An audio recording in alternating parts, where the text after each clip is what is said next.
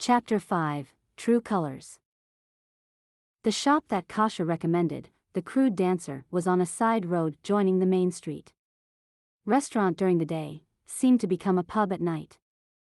Since Hifumi could not read, Kasha made a suitable order of a meat dish and salad. After waiting for about 10 minutes, what came over was a platter of fresh vegetables and a meat dish that looked like lamb chops cooked in tomato-like sauce. Quite delicious. You seem to know some good shops. Stuffing food in his mouth, Hifumi nodded at Kasha and Origa sitting opposite him. Both of them were eating a stew-like dish with bread. Right? Though there aren't too many people here, the food is good. Kasha, don't make noise while eating. It's bad manners. Like in the previous world, there were forks and knives. The food was delicious, though its origin was unknown. Hifumi was secretly relieved that the meals in this world were suitable.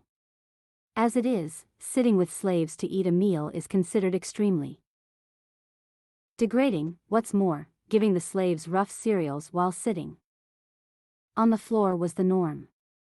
But Hifumi made the two sit side by side and order whatever they wanted. Hifumi didn't care about custom, and stood by his own standards. Goo. Anyway, before, the explanation about that thing? What thing? Looking around and confirming that no one was nearby, Kasha asked, being chased by the royal family, just what did you do? I killed some knights and cut the king's head off. A while ago.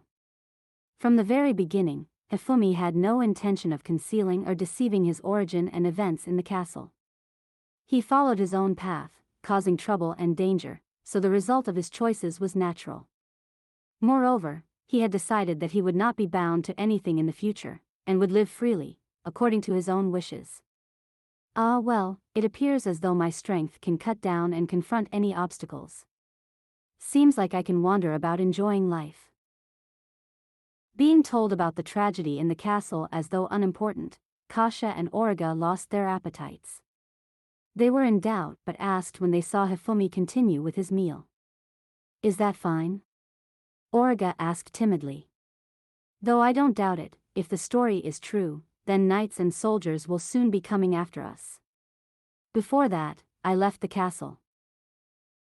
While drinking the tea that came after the meal, Hifumi turned his gaze to a table a little away from them.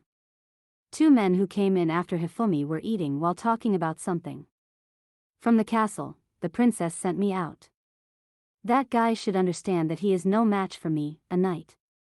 Simply chasing, not arresting or killing, he is lucky to just be observed. Hifumi calmly rose from his table, walking over to the duo's table, he affably said. Good work, guys. What do you? The men were extremely surprised, backing away a little. Quickly sitting down on the newly vacated space, Hifumi says with a smile, we met at He Castle a while ago. Observation duties, is it? To Hifumi's words, the men held their breath. Though I am not good at remembering faces, I'm good at remembering bodies. Tien holds head. We even had a serious mood going. Hifumi tapped the table with his forefinger while saying lines that could be heavily misunderstood. According to Hifumi, the two men were knights who happened to be present at the killing site. The two people who survived were disguised as ordinary people and were observing Hifumi. Their instructions were simple: observe and report. They were ordered not to raise a hand, no matter what. On being contacted by their observation target, they were covered with a cold sweat. Why, they did not know. Well, it is impossible for those employed in the castle to do this kind of espionage work. This should be left to the professionals. There is still a long way to go for the sweet Ujusama. Actually, this was a big misunderstanding. The 3rd Knights Corps, to which the two men belonged, only gathered intelligence within the castle and within range of the general citizens' districts. For this reason, events within the castle are taken care of. Both men were experienced intelligence officers and did not think they would be seen through easily without their full body armors. You don't need to be nervous. If you are not hostile to me, I don't particularly mind.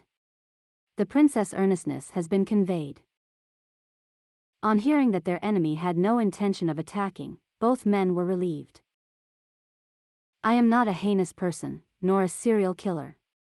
I don't kill people randomly, be relieved. Even if you are not a scoundrel, aren't you the bad guy here? Holding down a Tsukomi, the two knights dropped their gazes to the table, like children being scolded. Anyway, the other people are unacceptable. I have not seen those guys, nevertheless I can feel their killing intent towards me, unlike you. Wait, other guys? Even though the observers today are supposed to be just us. Hifumi saw through the princess subordinates completely, figuring out the country's intelligence level. A different team, I guess. Unlike you fellows that followed me from the castle, those guys followed me from the slave shop. Shocked at having been noticed since the beginning, leaving that aside, in front of them was an absolutely untouchable man. Attempting something would be a big problem. Though the events within the castle had not been leaked due to the gag order, but if the incident was to be reproduced in the town. Just imagining it is frightening.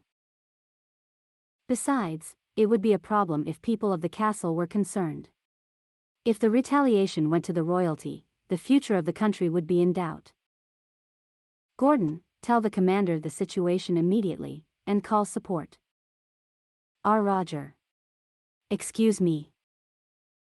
Receiving the short instructions from his superior, the young man unconsciously lowered his head towards Hifumi and ran off. The remaining man's face was bitter. Work hard. I will do what I must. Returning to his seat, Hifumi's threatening words went unheard.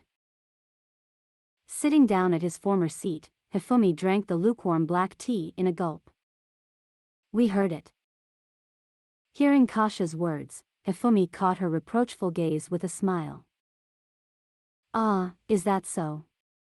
It looks like things will be fun in the future. Fun? I can kill anyone that points their weapon at me. Won't that be fun? Like hell, I'm not gonna cause trouble. The excitement in Hifumi's heart was clearly visible to everyone, like the expression of a child on a picnic.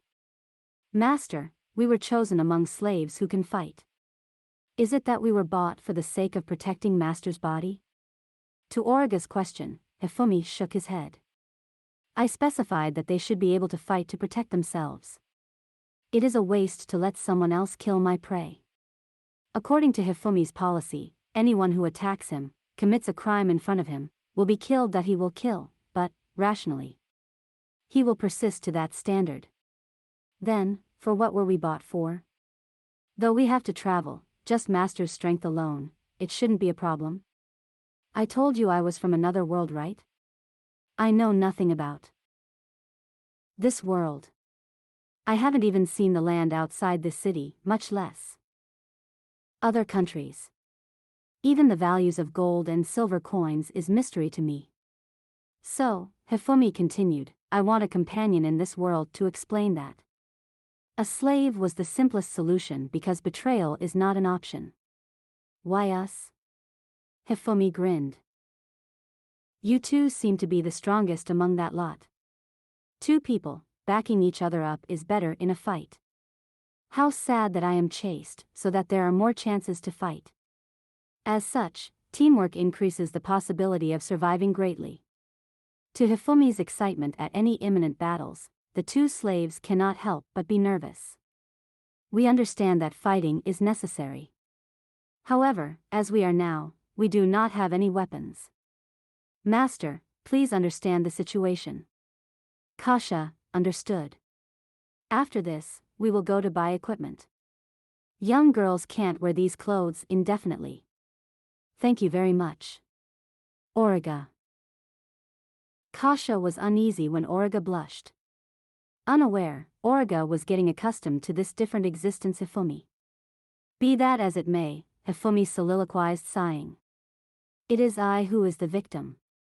The fellow who debates over lives like this, who is the victim? To Kasha's Tsukomi, the knight sitting nearby reflexively gave a thumbs up. Master, is something wrong? Leaving the store, Origa asked doubtfully on hearing Hifumi groan. With glossy eyes and white skin, resembling a doll, Hifumi said. The number of those guys letting out bloodthirst wildly has doubled, maybe about 10 of them. Surprisingly impatient, he said delightfully. Then. The weaponless Kasha looked around uneasily. For the time being, we can reel them in. You will observe how I kill. Oi. Hifumi beckoned to the previously concealed knight, who reluctantly approached. The pride of the intelligence force is already tattered. Prohibited from attacking, yet carrying weapons?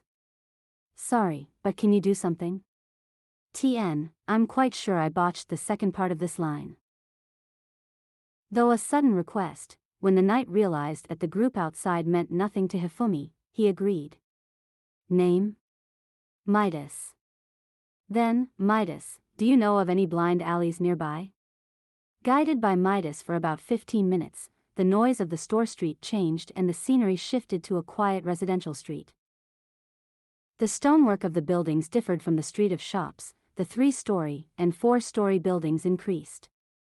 The castle town has a large population, the housing complexes may increase.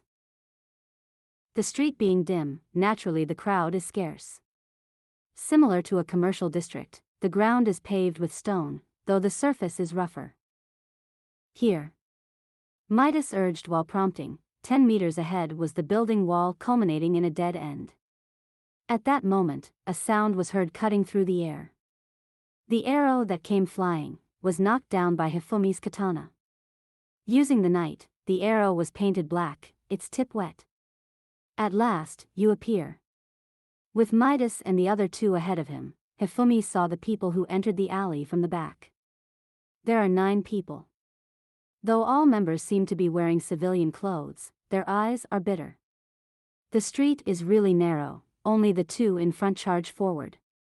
Holding black knives, without a single word, they mutually understand each other only with glances. They seem experienced. They don't seem to be mere hooligans after money. Guessing that the opponents were professionals, Hifumi asked himself why he was inadvertently glad. In his original world, he would not be interested in the fight, but here, he felt that some kind of restraint had come off. But it's not an unpleasant feeling. Or rather, with the exception of occasional brawls and matches, Hifumi's true character held in check, by fighting here, has most likely surfaced in this world.